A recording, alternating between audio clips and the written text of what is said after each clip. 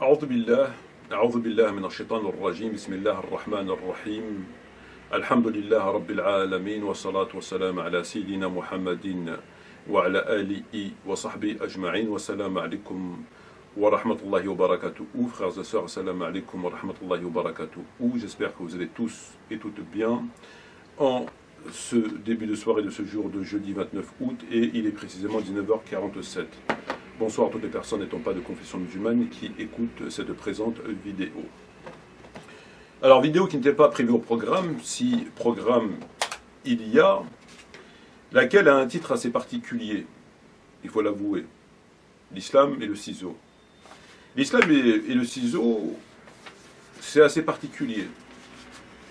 Et pour tout vous dire, je m'attendais à peu près tout lors de mes petites recherches, le fait que je feuillette de temps en temps des livres depuis de nombreuses années, tous en rapport avec l'islam.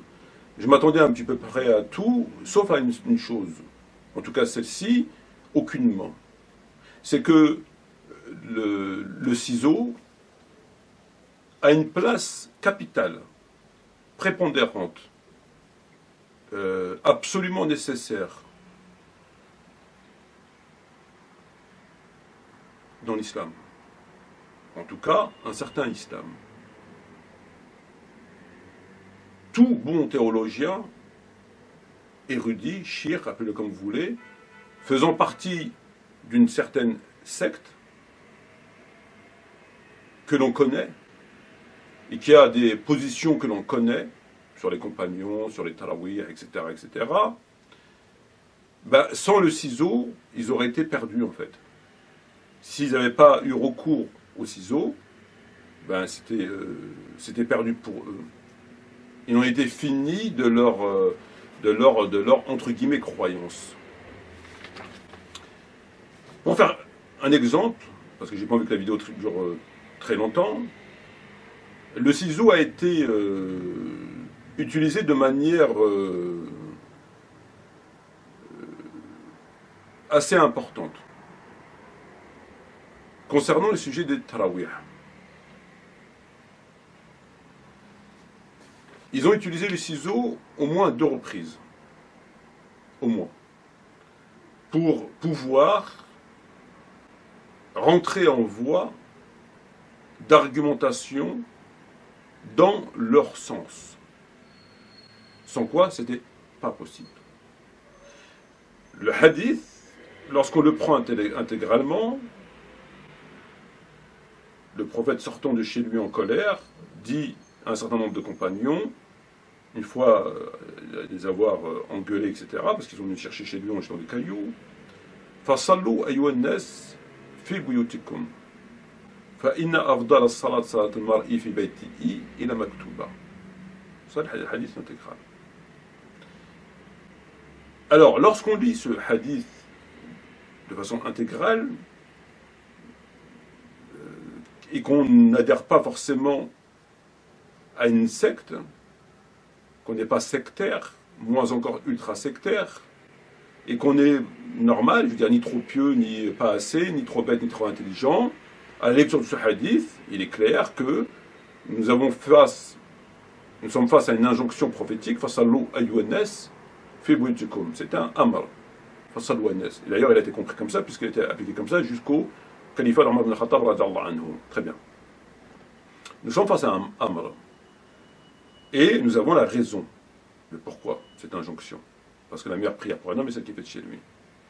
Lorsqu'on a ce texte-là, il est vrai qu'il est très difficile, il faut être un sacré acrobate, et surtout un kamikaze, ne pas avoir peur du ridicule, de présenter ce hadith dans un livre de fiqh, ou un livre tout court qui parlerait de tarawih, et de dire... le prophète n'a pas interdit, c'est une recommandation, il a craint que ce soit une prière obligatoire, blablabla. Les gens qui liront normalement disent non, il prie chez toi, il faut obéir au prophète, machin, etc. Ça va pas. Ça ne peut pas passer. Ça passera avec un certain nombre de personnes, d'autres non. Moi, j'ai constaté personnellement que le ciseau a été absolument nécessaire pour aller, pour que leur motivation soit à peu près conforme à l'article, à la loi, au texte. Au hadith. Parce que la motivation, elle doit être quand même en harmonie avec le texte. Sinon, la motivation n'a aucun sens. Qu'est-ce qu'ils ont fait? J'ai lu un certain nombre de livres de fiqh, et ils ne commencent pas le hadith par le début. Ils ne disent pas le prophète Mohammed a dit ils ne disent pas ça. Ils commencent par ils commencent par ça. Alors lorsqu'on lit comme ça, effectivement, en utilisant le ciseau, en ayant écarté l'injonction, là on a plus à faire à une recommandation. Le prophète a dit que la meilleure prière pour l'homme est celle qui est faite chez lui. C'est tout. Donc après, il y a débat, pourquoi, qui, quoi, comment, machin, truc, machin. Et la raison étant qu'il ne voulait pas que ça nous... Voilà. Donc on peut introduire raisonnablement le doute. Et finalement faire dire au prophète ce qu'il n'a pas dit et faire le contraire de ce qu'il voulait. Et c'est ce qu'ils ont fait. S'ils n'avaient pas utilisé le ciseau, ils n'avaient pas enlevé de l'impératif, c'est pas possible. Ça passe pas. Donc ils l'ont écarté. Ils ont mis un coup de ciseau là. Deuxième coup de ciseau qu'ils ont mis, c'est que lorsqu'ils narrent le hadith, ils se contentent de dire que le prophète Mohammed a simplement dit « Ce qui m'a empêché de vous rejoindre, c'est que je crains que cette prière ne devienne une obligation pour vous. » C'est tout. Et là, on a affaire à un coup de ciseau parce que, en réalité, lorsqu'on étudie Bukhari et Muslim, on se rend compte que ce propos n'est pas la fin du propos. Lorsqu'il dit « Ce qui m'a empêché de vous rejoindre, c'est que je ferai une obligation pour vous », ce n'est pas les derniers mots du prophète. Le hadith continue. On l'a dans An-Nisaï, dans d'autres livres, et on l'a le troisième jour où le prophète sortit en colère. Il n'est pas terminé. Il y a un morceau qu'il faut rajouter, ce qui arrive assez souvent dans les hadiths, notamment il n'y a pas de salat, il n'y a pas de zakat. Et dans l'autre, il y a salat zakat. Et évidemment que c'est celui qui prend cette zakat qui est authentique, et non pas l'autre qui ne comprend, etc. Bon. Donc ça arrive. Donc ce hadith qui s'arrête à ce qui m'a empêché de vous rejoindre, etc., il n'est pas terminé. Donc là, il manque un morceau. Donc ils ont profité ici de l'amputation dans le manuscrit, donc il s'arrête là alors que dans l'autre il continue, pour écarter l'autre et se contenter de celui-ci, de prendre celui-ci et de rentrer en voie d'ijtihad. Donc on commence par enlever l'ordre, donc on dégage, et on dégage l'autre partie et on se dit, on garde que la deuxième. Donc ça nous donne quoi finalement? Un, le prophète n'a pas rendu ça obligatoire, il a simplement recommandé, il a simplement dit la meilleure prière pour un homme, c'est qu'elle fait chez. Et deux, le dalil, pourquoi il a dit ça? Et le dalil, c'est parce qu'il a craint que c'est une obligation. Maintenant, comme il a dit Mtelmiya, il est mort, c'est plus une obligation. Elle ne peut pas devenir une obligation, parce qu'il est mort. Voilà comment ils font. Voilà comment ils ont procédé. Ils ont mis un coup de ciseau devant, ils ont profité de l'absence du coupage du hadith en deux, ils ont récupéré le milieu, et avec ce milieu-là, d'un côté, ils vous disent que le prophète n'a pas obligé, et de l'autre côté, ils vous disent la raison c'est ça. Donc à partir de là, on le met comme ça, et on argumente comme ça. Et l'argumentation, la motivation, elle est pas très très crédible, mais disons qu'elle peut passer. Chez des gens qui ne connaissent pas trop le sujet, etc., ça va, on peut avoir ce texte-là, et avoir une motivation, il n'y a pas trop de décalage. A contrario, si on le prend intégralement, c'est pas possible. C'est tout simplement impossible de motiver en ce sens. C'est impossible. Et c'est ce qu'ils ont fait. C'est précisément ce qu'ils ont fait.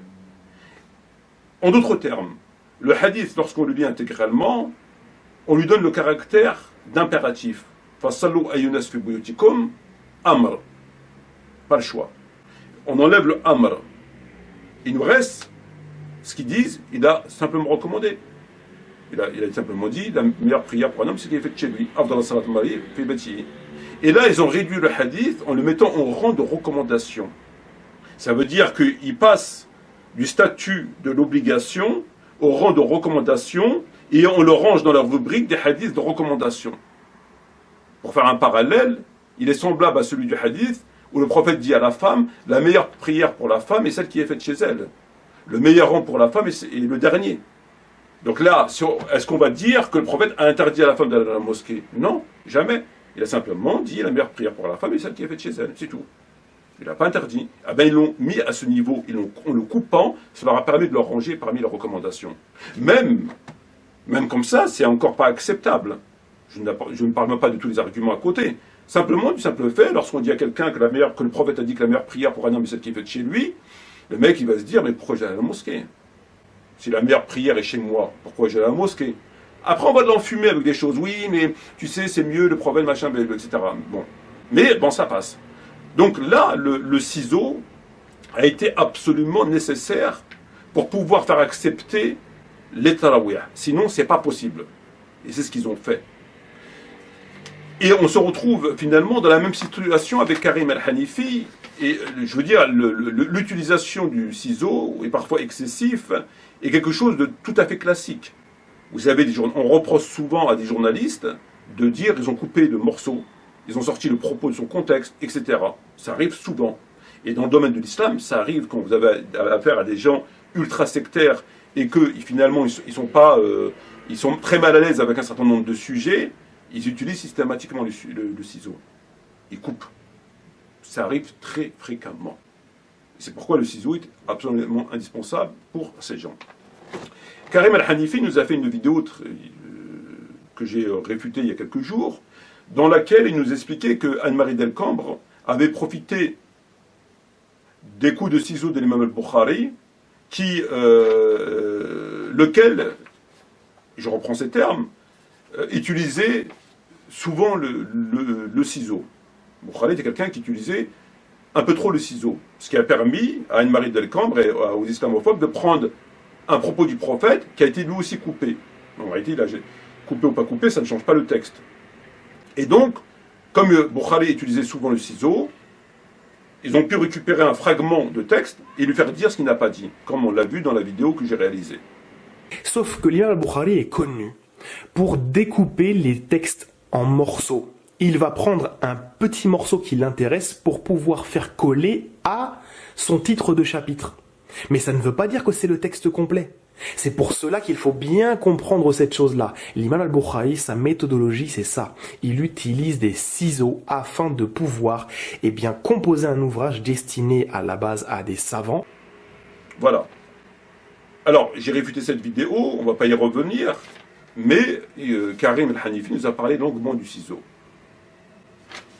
Et je me rends compte que lorsque j'ai commencé à préparer ma vidéo concernant cette histoire de Isa alayhi salam, qui selon Karim al-Hanifi était sur la croix, mort sur la croix, ressuscité à la droite de Dieu, c'est ce qu'il a dit. Donc j'ai préparé les éléments pour pouvoir faire ma vidéo. Donc c'est tout à fait par hasard que j'ai trouvé ce que j'ai trouvé. Je me suis rendu compte de ce qui suit. Karim al-Hanifi a fait un débat avec un certain Fédélis Verax qui dure 3h09 minutes et 07 secondes précisément. C'est un débat qui est disponible sur la chaîne de ce Fédélix Verax, un débat interreligieux. Le mec c'est un chrétien, un protestant, ou un catholique ou que sais-je. Donc ils ont fait un débat tous les deux. Ce débat dure le temps que je vous ai dit, il est disponible sur la chaîne de ce jeune homme. Très bien. Dans ce débat, si vous allez le voir sur le compte de ce jeune homme, Karim al-Hanifi parle de Isa et de ce qui est en rapport avec Isa crucifié, c'est-à-dire Ahmed Didat qui a validé, etc. Donc tout ce qui tourne autour de son affirmation selon laquelle Isa a bien été crucifié, il en parle à deux moments. Le premier moment, il en parle à 55 minutes et 50 secondes. De 55 minutes à 50 secondes, jusqu'à 56-30, il parle de Isa crucifié. Ensuite, il en parle à 3h et 32 secondes jusqu'à 3h et 9 minutes. Dans ces trois passages, un à 55 et l'autre à la fin de la vidéo, il parle de Isa, etc. Le plus important étant le début, à 55 minutes. Ensuite, il tient des propos sur Didat, etc. Par exemple, il dit, je reprends les propos de Karim, il ne me voulait pas pour la crucifixion, on l'expliquera, Inch'Allah, etc. Donc, dans ces deux moments, il parle du fait que Jésus a été crucifié. Très bien. Alors, le problème, il est où? Le problème étant que Karim al-Hanifi, pour commencer, n'a pas posté ce débat, qui s'est déroulé le 20 juillet. Il dit dans sa crucifixion, question le 20 juillet, ou le 24 juillet. Sauf que depuis le jour du débat, le 24 juillet. Donc, aux alentours du 24 juillet, depuis le 24 juillet, le moment du débat, à aujourd'hui, un mois, Karim n'a toujours pas posté le débat. Il n'y a pas de débat. L'autre, il l'a posté intégralement, mais Karim, il l'a pas posté. Il s'en défend dans 2 lives sur Facebook qui ont pour titre Exposé sur la crucifixion et questions-réponses, en date du 20 juillet. Donc, sur 2 lives, il s'explique. Il dit, j'ai pas posté le débat pour 2 raisons. Le premier, que c'est un débat par thème, donc il va le couper, il va le poster par thème, alors qu'en réalité, il n'en a absolument rien. Le principe d'un débat, c'est qu'on ne coupe pas. Sinon, on ne sait pas qui a dit quoi précisément, on ne sait pas si ça a été retouché, c'est comme ça. On ne coupe pas un débat. C'est un principe. 1, on est censé le poster, il ne l'a pas posté. 2, il nous dit que c'est par thème. Et que ici, il n'a pas posté, mais il va le faire. Si vous allez sur Facebook, c'est ce qu'il dit. Je ne l'ai pas fait, mais je vais le faire. Parce que c'est un truc par thème. Sauf que ça fait 1 mois qu'il devait le faire et qu'il n'a toujours pas fait. Bon, déjà, on se dit, il y a quelque chose qui ne va pas. Il y a eu un débat, l'autre il l'a posté, le chrétien, correct. Lui, il ne le poste pas. Il va le faire, mais il n'a toujours pas fait. Il nous parle de thème, on ne comprend pas très bien c'est quoi. C'est pas très correct, c'est pas très normal. Au même titre que moi, lorsque j'ai fait un débat avec le kafir sunnite, j'ai posté le débat, conformément au principe. Lui, il ne l'a pas posté. J'ai dû m'y reprendre à plusieurs reprises pour qu'il le poste. Ça a duré environ 15 jours. Et quand il l'a posté, il l'a fragmenté, volontairement, pour lui faire part de son impact. Donc déjà, il a mis 15 jours pour le poster, ce qui n'est pas normal. Les gens insistaient. Ensuite, il l'a posté en fragmentant, volontairement. Et ensuite, il a supprimé son compte. Il a supprimé son compte pour faire disparaître le débat. Il a rouvert un autre compte, il n'y avait plus de débat. Plus de débat. Et quand il postait parfois des vidéos, il prenait des extraits de débat. Il en avait besoin, il les prenait. Donc il avait toujours les débats dans sa possession. Mais il ne voulait plus le poster. Certaines personnes lui ont demandé, il a refusé. Voilà un petit peu le parallèle avec Karim. C'est-à-dire Karim est censé poster un débat, il ne le poste pas. Ça fait 1 mois, etc. Très bien. Alors jusque-là, déjà, c'est pas très normal. Sauf que Karim Al-Hanifi, étrangement, a quand même posté un extrait du débat.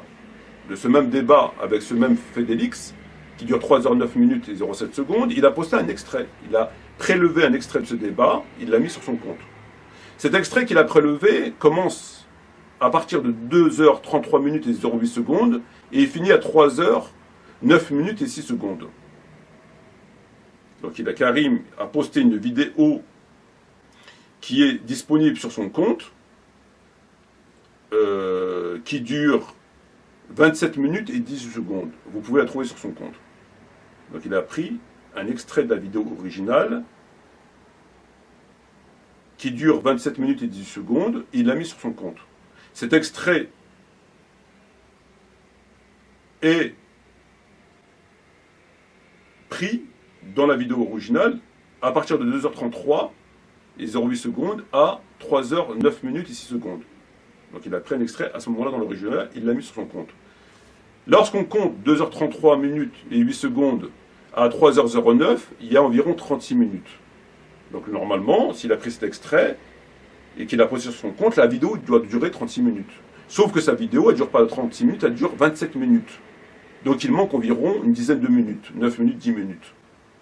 Comment se fait-il qu'il manque 9 minutes? Puisqu'on a vérifié, l'extrait commence à 2h33, 8 secondes, à 3h09 minutes et 6 secondes, soit 36 minutes, donc la vidéo doit durer 36 minutes. Sauf que la vidéo dure 27 minutes et 18 secondes. Bah, il se trouve, et c'est là où le ciseau trouve toute sa force, toute sa puissance, toute son utilité. C'est qu'il a enlevé les 2 passages à la fin, entre 3h et 3h09. Donc on dit un passage, en fait il n'y a qu'un passage, mais il y a 2 moments où il en parle dans ce passage. Il a enlevé ce passage. Ce passage où il parle de Issa, à la fin de la vidéo, entre 3h et 33 secondes, à 3 heures 9 minutes et 6 secondes se trouve à la fin de la vidéo. Puisque la fin de la vidéo originale dure 3 heures et 9 minutes. Et lui, les passages qu'il a pris, il a pris les passages de 2h33 à 3h09. 3h09, c'est la fin de la vidéo. On est d'accord? Donc, en théorie, si dans l'original, il se situe à 3h33 secondes à 3h09, ils sont censés être dans la vidéo que Karim a postée, mais ils ne sont pas dedans. Le premier point qui a été évoqué, ma position sur la crucifixion, pour qu'on soit encore reclair, c'est que, après un développement de presque 10 années de recherche sur cette question-là, et j'ai tellement à dire en fait sur ce truc-là. J'ai analysé toutes les sources disponibles, qu'elles soient islamiques, qu'elles soient tout ce que vous voulez, je les ai analysées. D'accord? J'ai épluché plus de 100 exégèses islamiques, d'accord? De tout groupe confondu aussi au passage. J'ai repris toutes les traditions qui existent, etc. Bon bref, tout ça, ça a été fait. Pour moi, il n'y a aucune contrevenance à la version évangélique vis-à-vis du Coran. C'est juste qu'on a donné une interprétation, une lecture qui ne convient pas à cette chose-là. Alors pourquoi? C'est ça que C'est-à-dire, pourquoi ils ont appliqué? en fait, ils ont lu. C'est pour ça en fait, je voulais échanger comme ça avec toi. C'est ça, ils ont lu le verset à la lumière, parce qu'en fait, on n'a pas de tradition prophétique, à la lumière des infos que leur ont rapporté la génération des salafs. Ça, oui. C'est pour ça que tu prends Tabari. Tabari, c'est ce qu'on appelle le shir des Mufassirin. Oui, oui. En gros, c'est le top du top dans chez les exégèses. C'est le meilleur, mais voilà. Et c'est un des premiers, réel, qui a fait un truc énorme.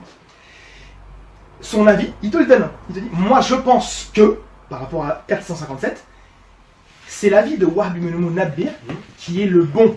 Tu vois, donc on voit que son avis est déterminé non pas sur le verset coranique, il est déterminé sur ce qu'ont rapporté les autres. Et qui te dit que 17 personnes étaient là, elles ont toutes pris la ressemblance de Jésus. On avait 17 apôtres. Bon, déjà, faut les On trouver. sait pas. Non, mais attends, il faut les trouver les 17. Ils sortent d'où le chiffre 17, bien évidemment. Voilà. On sait qu'il n'y a eu que 12 apôtres, d'accord? C'était en relation avec les 12 tribus d'Israël, point. Donc, il a donné son avis à cause de ça. Il a fait un choix dans la tradition. Mais cette tradition-là, elle est basée sur quoi? Tu analyses toutes les chaînes de transmission, il n'y a rien qui est mauvais. Donc en fait, au final, il n'y a rien. C'est pour ça que maintenant, les auteurs comme Ahmed Didat, Zakir Naik et d'autres, ils ont délaissé tout ça. Ils ont dit non, Jésus, il est sur la croix. Sauf qu'il n'est pas mort.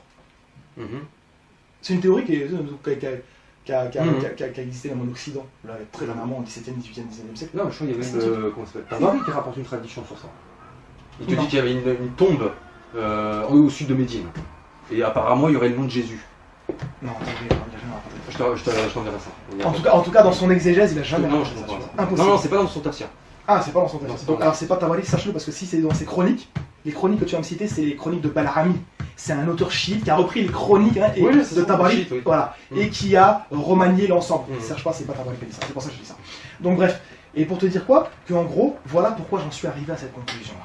C'est pas un truc qui a été fait n'importe comment, tu vois. J'ai pris le contre-discours, j'ai analysé les sources historiques, j'ai regardé les sources chrétiennes. Il faut se poser la question, comment ça se fait que tous les historiens au monde, sauf les mythicistes, sont tous d'accord que Jésus est mort. Juifs, hein. Même les historiens juifs, à part des mythicistes, qui sont spécialistes du Nouveau Testament et des sources historiques, Jésus est mort. Les agnostiques, même Bartherman par exemple, il faut dire que Jésus est mort. Les athées, les chrétiens, il n'y a que les musulmans qui se mettent en porte-à-faux à cause d'une lecture. Et cette lecture-là, elle a été remise en cause par les savants, enfin, les prédicateurs interreligieux. Ils ont innové, façon de parler, par rapport à la tradition qui était annoncée. Ils vont même à contre-courant, selon la lecture de certains. Non, c'est juste qu'ils ont apporté des éléments, bons ou pas, après on les revérifie. C'est comme avec moi. Moi, je vais apporter des éléments, vous les revérifiez si ça passe ou pas. C'est tout. Je suis pas infaillible, mais par contre, je suis un chercheur. Moi, quand je sens un truc qui va pas, comme pour Isaac Ismaël, je suis revenu dessus. Pourquoi? Je me dis, attends, c'est bizarre, ça correspond pas au texte coranique. Je vois tout, c'est fouillis dans les textes traditionnels. Tac, je fais une analyse, je me rends compte que la majorité avant le 7e siècle des savants ont tous dit ça. Les gens ne le savent même pas. Hein. L'imam Malik qui est du 2e siècle de l'Hégire, son avis, c'est que c'est Isaac. Celui qui a fondé la grande école de jurisprudence. On a Ibn Qutayba, pareil. En fait, on en a tellement, je les ai pas encore cités dans mes vidéos, parce que j'ai encore 3 vidéos à faire sur cette question-là. C'est pour te dire que je réouvre des dossiers qui ont été classés sans suite. Venez, posons ça de manière honnête. Par contre, mon étude que j'ai faite sur cette question-là, je vais la présenter à des savants musulmans pour Voilà. Qu'est-ce qu'ils en disent? Comme j'ai fait, tu vois, avec les textualistes. Je suis venu, je leur ai dit, voilà, j'ai fait cette étude-là. Ils m'ont dit, merci. C'est tout pas. Donc, Alors, il faudrait que tu sois aussi rapide sur la crucifixion que tu l'as été là pour Jean 14-14. je l'ai fait. Tu l'as fait? C'est là. Non, pour que ce soit chez eux. Ah, tu veux dire que je le fasse avec... Que tu fasses déjà la démarche. Ouais. Alors, c'est un peu plus compliqué parce que les savants musulmans, en général, ils travaillent pas trop avec les emails, les trucs comme ça, tu vois. ouais. Ouais, donc c'est un peu plus compliqué. Il faut se déplacer dans les autres pays, c'est un peu, tu vois, c'est un peu plus compliqué. Mais bon, Ok. si j'arrive à en avoir quelques-uns qui sont par ici, tu vois, en Occident, qui traînent ou qui viennent en visite, avec plaisir. Maintenant, pour revenir, donc voilà, la position, c'est celle que je t'ai donnée. Sans ambiguïté, sans taria, sans ci, sans ci, sans ça. Pourtant, j'ai eu quelques doutes à un moment. J'ai eu quelques doutes l'année dernière, à cause de l'aspect textuel du Nouveau Testament, mais je me suis dit non. C'est trop solide en fait. De l'aspect textuel. Ouais, bah tu vois, une petite parole textuelle comme ça qui pose problème. Comme Jean 14-14. Mais sinon, après, j'ai vu que c'était trop solide. J'ai vu que le dossier est trop solide en fait. Comment je fais? Tu vois? Donc comment ça se fait que je dis la majorité des historiens ou des quasi-totalité des historiens, des chercheurs, ils sont des spécialistes de tous bords confondus, ils sont d'accord que Jésus est mort. C'est un dossier à réouvrir. Deuxièmement, Jean 14-14. C'est bien, tu as vu que c'est pas si simple que ça. Ton livre, je pense que ce chapitre-là, tu pourras le revoir. Jérémie 23, le passage sur Maria, je pense que ce chapitre-là, tu peux le revoir aussi. Et aussi sur le reste, on est d'accord, sur les Juifs ont manipulé certaines choses. Et par contre, dire que ça touche le Messie, moi personnellement, je suis pas d'accord, que ça donne la divinité au Messie, je suis pas d'accord, c'est une lecture chrétienne bien évidemment. Mais en tout cas, dommage qu'on ait eu cette petite merdouille au début, pendant 45 minutes, on n'arrivait pas à s'entendre. Mais sinon, malgré tout, je te remercie pour l'attention et pour le dialogue qu'il y a eu. C'était un truc qu'on devait faire depuis très longtemps. Bah, c'est sans dialogue. Moi, c'est ce que je voulais. Parce que comme, si tu veux, quand j'ai présenté la chose, tu as vu, c'était je te pose 4 questions. Voilà.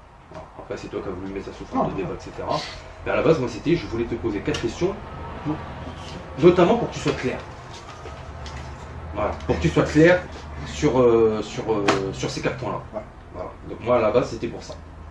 Écoute, en tout cas, si je peux te donner un dernier conseil, et c'est pas une pique, mais avant d'écrire des livres contre l'islam, il faut vraiment blinder la recherche. Et bah, tu sais quoi, parce que tu vois, après, tu peux avoir des musulmans qui peuvent arriver et te réfuter, tu vois, comme moi, je sur les continuerai. certains points qui ont été aujourd'hui. Je continuerai, c'est-à-dire que ce bouquin-là, je vais le laisser, et je vais corriger ce qui ne va pas. C'est le but de la recherche. C'est le but de la recherche. Donc, en gros, tu nous apportes des informations, de toute façon, nous, ce sera enregistré, là, ils sont enregistrés. Donc, nous, bien sûr, on doit prendre le temps de regarder, machin, de tout relever. Et puis... Après, le problème, c'est que tu pourras pas vérifier dans les manuscrits. Dans le sens qu'il faut avoir accès à des bases de données, il faut avoir accès à tellement de choses, tu vois. Donc, si tu savais ce que j'ai dû faire pour avoir toute la littérature Jérémie 23.6, enfin, des trucs... Fallait me dire, je t'aurais présenté des rapports. Mais même la Séméra, par exemple, le sujet sur la Séméra, un bouquin qui est plus édité. Des bouquins qui sont plus édités, tu l'as à 300 €, etc. Tu vois. Donc non, ça, il n'y a pas de souci pour ça. Donc bah écoute. Un grand merci quand même aux gens qui ont supporté cette électricité un petit peu pendant... Surtout pour le début. Surtout au début. On est désolé, on a eu une mauvaise entente, on n'a pas été en plus d'accord sur le point. Donc je peux concevoir que j'ai fait une erreur d'attribution il y a 3 ans sur un texte, les autres points je suis pas d'accord. Mais c'est une lecture, tu as le droit d'apprécier, de désapprécier une chose. Et en tout cas, un grand merci. Désolé pour le temps, c'était quand même très long, c'était très technique. Après, on l'avait prévu. C'était très technique, c'est vrai. Et en tout cas, j'espère malgré tout que vous pourrez noter des choses. Prenez des notes, c'est pas le but de rester là. Prenez des notes, vérifiez par vous-même, faites des choses. Et ne m'en voulez pas pour la position de la crucifixion. On l'expliquera, Inch'Allah. Allez. Merci. Ils ne sont pas dedans. Dans la vidéo originale, ils le sont. Ils le sont au moment où je vous donne là, c'est-à-dire entre 3h33 secondes et 3h09, vous trouverez ces passages. Allez l'écouter dans la vidéo de Félix Fédélis. Ils sont dedans, à ce moment-là. Mais si vous allez ensuite sur son compte et que vous voyez sa vidéo à lui, qui dure 27 minutes et 18 secondes, mais c'est un prélèvement qui a été fait entre 2h33 à 3h09, donc la fin de la vidéo, vous ne trouverez pas ces passages qui sont situés à 3h et 3h09. Normalement, ils y sont, mais ils ne sont pas. Ben parce qu'il les a enlevés. Donc, ce qu'il a fait, il n'a pas posté la vidéo. Ça fait 1 mois. Il a dit qu'il allait le faire, il n'a toujours pas fait. Ça fait 1 mois. Parce que c'est par thème. Ça n'existe pas. Un débat, on ne coupe pas par thème. Tu le postes comme lui, il l'a fait. Le jeune homme, il l'a fait. Il n'est pas musulman, il a été honnête, il l'a posté intégralement. Lui, il ne le fait pas. Ensuite, il prend un passage de la vidéo originale qui se situe à 2h33 et jusqu'à la fin de la vidéo, il le poste. Sauf que quand il le poste, il enlève avant les deux passages, le passage à la fin où il parle de Issa. Il les enlève, il colle ensuite et il le poste. Pour le premier passage qui est à 55 minutes et 50 secondes. C'est-à-dire qu'en fait, tu as parlé, quand je t'ai demandé, est-ce que tu peux nous dire publiquement si le Christ a été crucifié ou pas? Alors déjà, ce qui est intéressant, c'est que tu n'as pas dit oui ou non. Tu as dit le Coran, pour l'instant, je ne dis pas, enfin tu dis les évangiles ne contredisent pas le Coran. Je te dis, j'ai aucune objection avec la version évangélique historique vis-à-vis du Coran. Ouais. Ça veut dire quoi? Ça veut dire que pour moi, et je l'ai dit 100 fois, que Jésus, il a été mort, crucifié, ressuscité, élevé à la droite de Dieu. D'accord. Ok. Donc, sur ce sujet-là, on est bon. Donc, on a, au niveau de la publication, on est bon. Donc, le premier, on peut dire, s'il ne figure pas sur la vidéo que Karim a postée sur son compte, c'est normal parce qu'elle commence à 2h33. Il a fait un prélèvement à partir de 2h33. Donc, tout ce qu'il y a avant n'est pas dans la vidéo. C'est normal, il l'a pas pris avant. Bon, ça l'a bien arrangé de ne pas, là, prendre le passage du début. Il a décidé de couper après. Donc tout ce qui était début, hop, exit. Il a dit ça, exit tout ça. On n'en parle pas. Mais dans ce passage figure encore un moment à la fin où il parle de Issa et de 10 dates. Donc il doit figurer. Eh bien, il l'a enlevé. Donc il a enlevé volontairement ce passage et il a collé les morceaux. Et c'est pourquoi qu'il manque environ 9 minutes. Ces 9 minutes manquantes, c'est les 9 minutes où il parle de Issa et de 10 dates. Voilà.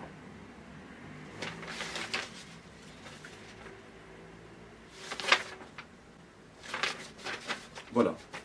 Donc, alors, si ça, c'est pas jouer du ciseau, c'est quoi?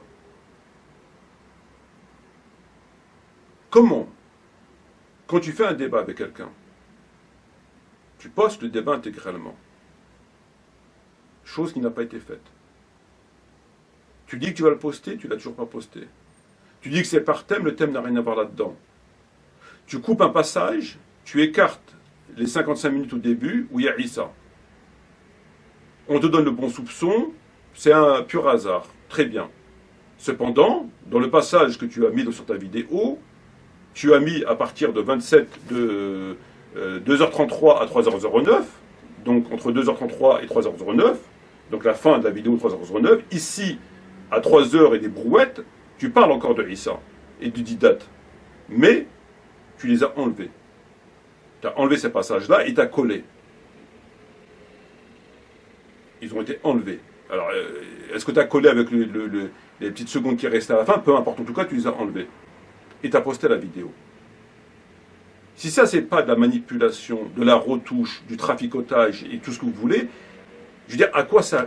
Enfin, c'est quoi ces méthodes? Comment? Mais si ça, c'est pas de la manipulation, c'est quand même incroyable. Je veux dire, je sais pas qu'est-ce que le type pense de ces méthodes, mais c'est quand même incroyable. Le principe étant, c'est qu'on ne touche pas. Enfin, c'est quand même incroyable. Voilà. Donc, finalement, le ciseau, c'est quelque chose de très utile. Quand ça va pas, on coupe. C'est facile. Et puis après, on fait dire au texte ce qu'il ne dit pas. Dans un débat, ben, il y a un passage, on coupe. Si les gens n'avaient pas regardé la vidéo de ce chrétien ou catholique ou protestant ou que sais-je, Fédélis Verax, ils n'auront jamais entendu parler de tes propos par rapport à Issa. C'est en regardant sa vidéo qu'on les trouve. Dans ta vidéo, il n'y a pas un mot.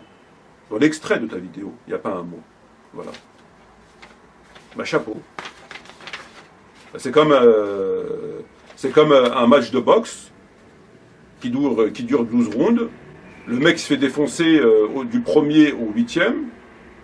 Et du 9e au 11e, il gagne juste le 9 et le 10 et le 12e. Ben, il va récupérer ces extraits, il va les diffuser sur son compte. Il dit, regardez comment j'ai gagné, machin, bidule chouette. Ben oui, mais le problème, c'est que tu as enlevé 9 rounds. Ah oui. Ben, quand tu passes à un match de boxe, tu postes tout, parce que c'est lié. Le premier est lié au deuxième, le deuxième est lié au troisième, le troisième est lié au quatrième. C'est un tout. On ne pose pas le premier, le huitième, le neuvième. C'est un tout. Le premier dépend du deuxième, le deuxième dépend du troisième, le troisième dépend du quatrième. C'est comme ça. C'est comme ça. On peut pas. Un débat, c'est pareil. Un débat, c'est pour savoir qui l'a emporté, qui a eu des arguments. Ben, on ne va pas juger sur 20 minutes ou une demi-heure. On va juger sur l'ensemble du débat. Ce qui est normal, tout le monde le sait. Non, là, il coupe. Et même quand il coupe, il recoupe encore. Bravo. Bravo. Le chrétien a été honnête. Il a tout posté. Et immédiatement. Ben, le musulman, non. Le musulman, non. Le musulman, c'est quand ça ne va pas, on sort le ciseau. Ciseau. Voilà. Voilà où on en est. Sur ce, je vous remercie. Assalamu alaikum wa rahmatullahi wa barakatuh.